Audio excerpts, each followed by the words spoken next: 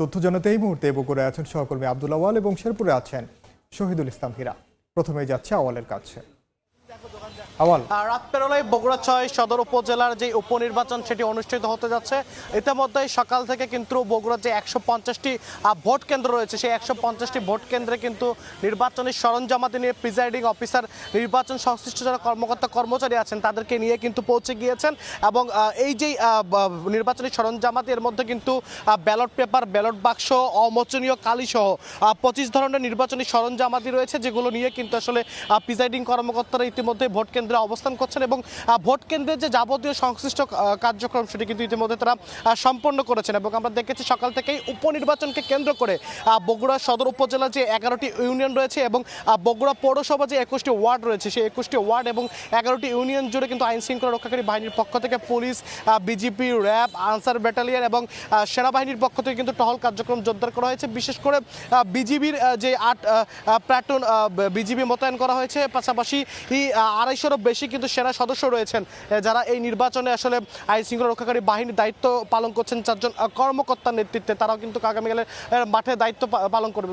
এবং পুলিশের যে পেট্রোল টিমগুলো রয়েছে সেই পেট্রোল টিমগুলো কিন্তু আসলে কিছুক্ষণ পরপরই পুরো শহরের বিভিন্ন স্থানে তাদের যে টহল কার্যক্রম সেটি কিন্তু চালিয়ে যাচ্ছেন। এবং এই যে বগুড়া ৬ সদর উপজেলার এই যে উপনির্বাচন, প্রধানমন্ত্রী তারেক রহমান এখান থেকে বিপুল ভোটে আসলে নির্বাচিত হয়েছিলেন, তবে একটি আসন রেখে দিয়ে বিধি অনুযায়ী আরেকটি আসন ছেড়ে দাও, এই আসনটি তিনি ছেড়ে দিলে এখানে এই যে উপনির্বাচন আগামীকাল ৯ এপ্রিল এখানে অনুষ্ঠিত হতে যাচ্ছে। এবং জামাতে ইসলাম এবং বিএনপি সহ কিন্তু আসলে মোট ৩ জন প্রার্থী এখানে প্রতিদ্বন্দ্বিতা করছেন, যার মধ্যে মূল প্রতিদ্বন্দ্বিতা হতে যাচ্ছে কিন্তু জামাতে ইসলাম এবং বিএনপি মনোনীত প্রার্থীর মধ্যে। এবং ইতিমধ্যেই নির্বাচনকে ঘিরে কিন্তু ভোটের মাঠে যে উত্তাপ সেটি ছড়িয়েছে। আজকে জামাতে ইসলামের যিনি প্রার্থী রয়েছেন অধ্যক্ষ আবিদুর রহমান সোহেল, অপরদিকে বিএনপির যিনি প্রার্থী রয়েছেন রেজাউল করিম বাদশা, সাবেক পৌর মেয়র বগুড়ার, উভয় পক্ষই কিন্তু আসলে পাল্টাপাল্টি অভিযোগ তুলে সংবাদ সম্মেলন করেছে। জামাতের নারী নেতাকর্মীরা নানা অভিযোগ নিয়ে নির্বাচন কার্যালয় ঘেরাও করেছে এবং যে নির্বাচনের যে উত্তাপ সেটি কিন্তু আসলে পুরোটাই লক্ষ্য করা যাচ্ছে। তো বগুড়ার যে নির্বাচনী পরিস্থিতি, নির্বাচন সংশ্লিষ্ট কর্মকর্তারা বলছেন আগামীকালকে আইন শৃঙ্খলা পরিস্থিতি স্বাভাবিক রাখার মধ্য দিয়ে তারা শেষ করতে চান। তো বগুড়া থেকে এখন পর্যন্ত এই ছিল আমার কাছে সর্বশেষ। শেরপুরে আছেন সহকর্মী শহীদুল ইসলাম হীরা, সেখানে জানবো উপনির্বাচনের সর্বশেষ খবরাখবর। শেরপুর ৩ আসনের নির্বাচনকে ঘিরে ইতিমধ্যে সমস্ত প্রস্তুতি সম্পন্ন হয়েছে। আজকে বিকেল ৪:৩০ নাগাদ প্রতিটি কেন্দ্রে কেন্দ্রে ভোট গ্রহণের যে সরঞ্জামাদি রয়েছে ২৫ ধরনের সরঞ্জামাদি কিন্তু আসলে ভোট কেন্দ্রে কেন্দ্রে পৌঁছানো হয়েছে।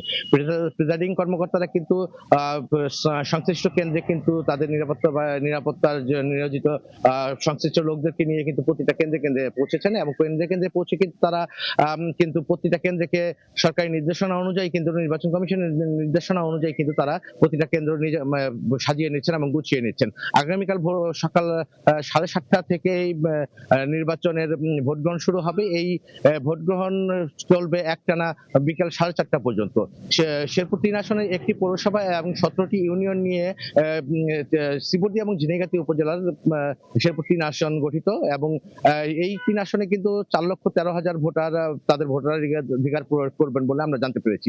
আমরা রিটার্নিং কর্মকর্তার সাথে কথা বলেছি, তিনি আমাকে জানিয়েছেন এই আসনটিতে আসলে নির্বাচনকে সুষ্ঠু এবং নিরপেক্ষ নির্বাচন অনুষ্ঠান করার লক্ষ্যে কিন্তু সেনাবাহিনী, বিজিবি ১৬টি টিম, সেনাবাহিনী টিম, র্যাব, পুলিশ, আনসার সদস্য সহ প্রায় ৩,৫০০ আইন শৃঙ্খলা বাহিনীর সদস্য কিন্তু এই মাঠে সারাদিন কাজ করবেন। এখানে কিন্তু সাদা পোশাকেও কিন্তু আসলে পুলিশ এবং বিভিন্ন গোয়েন্দা সংস্থার লোকজন কিন্তু আসলে মাঠে কাজ করবেন আগামীকাল সারাদিন জুড়ে।